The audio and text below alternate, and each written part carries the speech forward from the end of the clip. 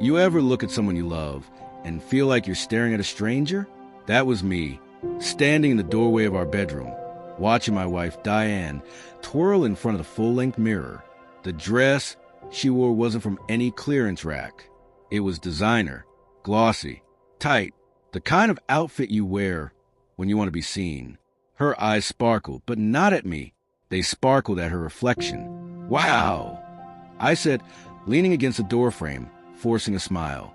That dress ought to be illegal. I might need to call the fire department.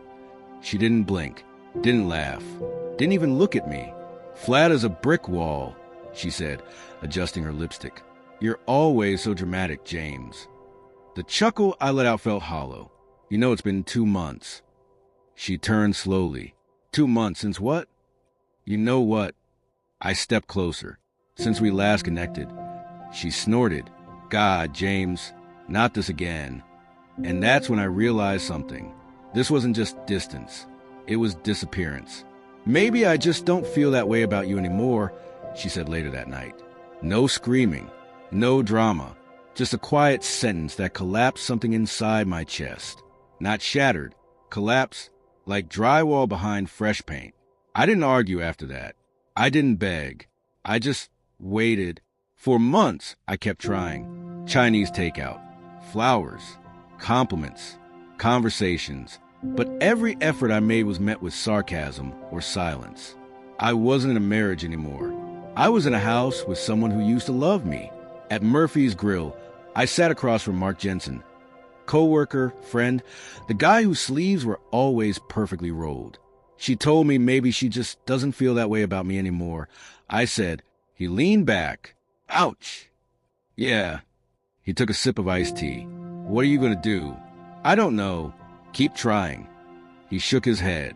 How long are you going to keep knocking on a locked door? That question stayed with me. How long? Because here's the truth.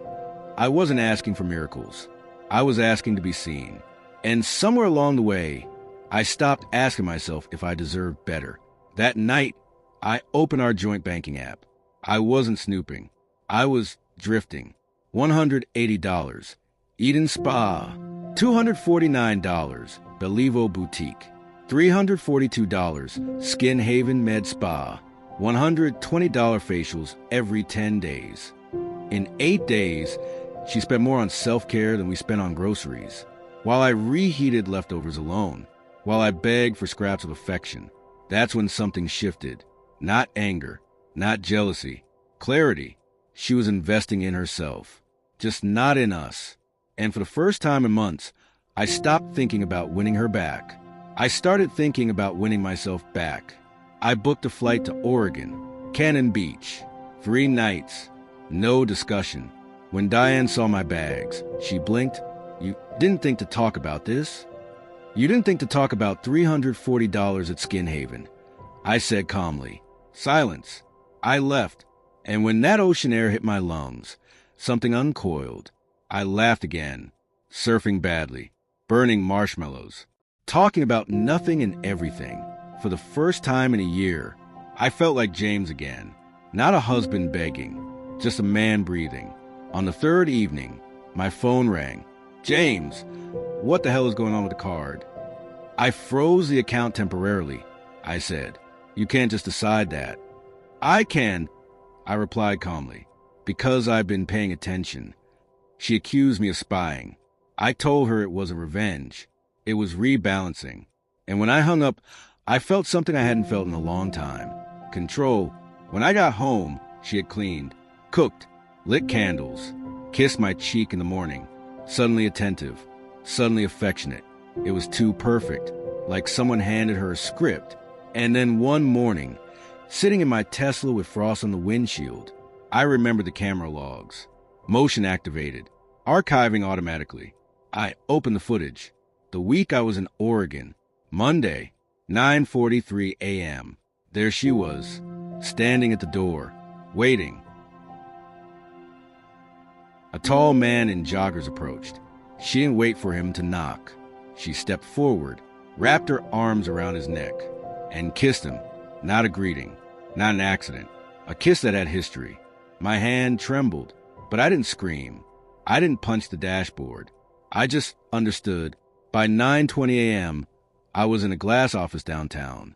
I slid the flash drive across the desk. The lawyer watched 10 seconds. "Clear as day," he said. "Is it enough?" "It's more than enough." I signed. Every document felt like I was reclaiming oxygen. That night, Diane smiled softly. "Comfort movie? I've got something else to show you." I set the divorce papers on the table. Her face drained of color. "You watched that?" she whispered. "All of it." Silence. Heavy. "You spent months shutting me out," I said, "then brought someone else into our home." She cried, but it didn't move me. "James, please." "I gave you everything," I said quietly. "You just weren't looking." I walked out. No door slam. Just footsteps echoing in a house that wasn't mine anymore. The divorce wasn't explosive. She didn't fight much. Maybe she knew she couldn't win. One night, in the backyard, I built a fire pit. I tossed her designer dresses into flames. The red blazer curled. The gold clutch melted. Smoke carried the scent of her perfume into the sky. And then it was gone. No rage, no yelling, just release. Soft revenge isn't about destruction. It's about detachment. She lost the house, the comfort, the stability. But I didn't scream to make that happen. I simply stopped funding disrespect, stopped begging, stopped pretending. And that was enough. Here's what I still wonder. When she called me in a panic about the money, did she feel remorse? Or did she just feel power slipping? If you ever seen someone switch tones that fast, tell me in the comments. Was it love or was it control? If this story hit home, hit that like button. Subscribe for more real stories about betrayal, power shifts, and quiet revenge. Because sometimes the loudest comeback is silence.